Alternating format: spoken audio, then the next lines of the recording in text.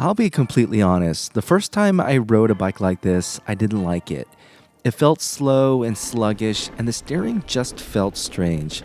But by all indications, it was clear everyone in the bike industry was moving towards similar numbers: 65-degree head angle, 76-degree seat angle, and a super long reach.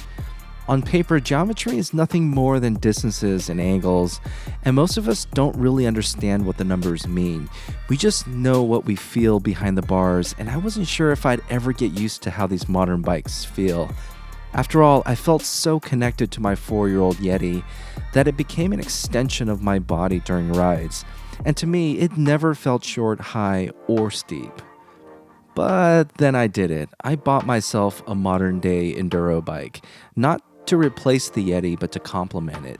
And over several months, I went back and forth between these two bikes, paying close attention to geometry differences and how they affect my riding style.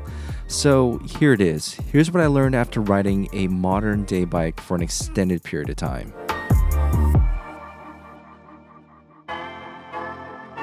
This is a 2016 YT Jeffsy and my 2019 or 2020 Santa Cruz Mega Tower.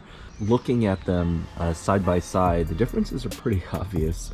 The big one is the slacker head tube angle. You can definitely see, just visually speaking, that it's pretty significantly slacker, I think by over 2 degrees in this case. And also the wheelbase. Look at the distance between the two wheels on the Jeffsy compared to the Mega Tower. Again, both size medium. I think the YT is a good representation of geometry during this era. It wasn't pushing the boundaries, but it wasn't too conservative either. So how does this translate on the trail? On these newer, longer bikes, it does require you to be a little bit more deliberate when it comes to changing direction. And going back and forth, you immediately notice how telepathic the steering felt on older bikes. And as soon as you think about turning, you're already there. While on these newer bikes, it definitely prefers to be handled with a little bit more aggression. I find myself planning my turns a little bit further ahead and making a wider arc to carry more speed. Didn't really notice that too much before when I owned this bike, but having ridden the Mega Tower for a while, I did notice that it is much shorter than the other one.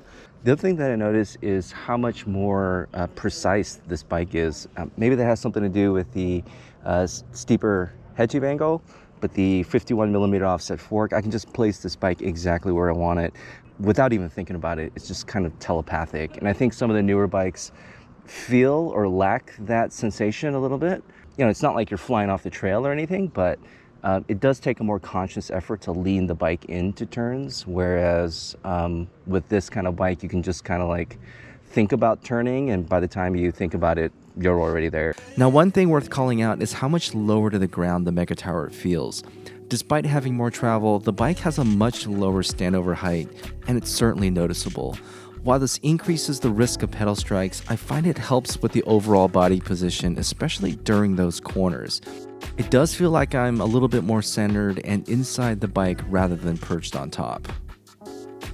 At this point, we might as well talk about climbing, and it seems everybody is going nuts over that steeper C-tube angle.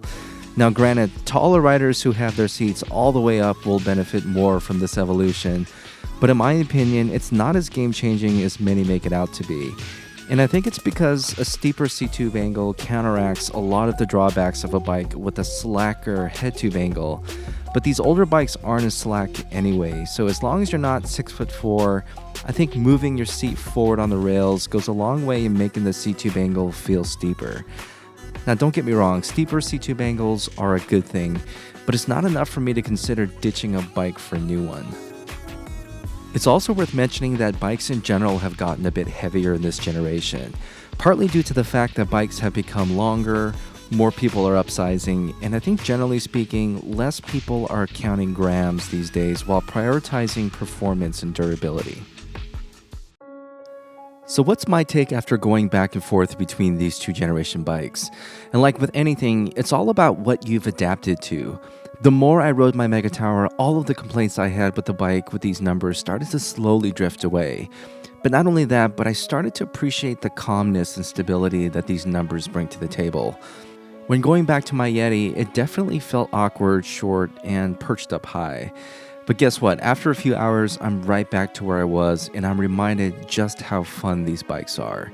So I think the bottom line is there really is no better or worse. They're just different ways of having fun. So far, I'd say the biggest difference is my body position. I feel like it's a little bit further back on this bike. And that's due probably just to the head tube angle difference. But man, this bike is still super fun. Oh man. All right, guys, hope you liked this video. And remember, those trails don't get easier, you get better. We'll see you on the next one.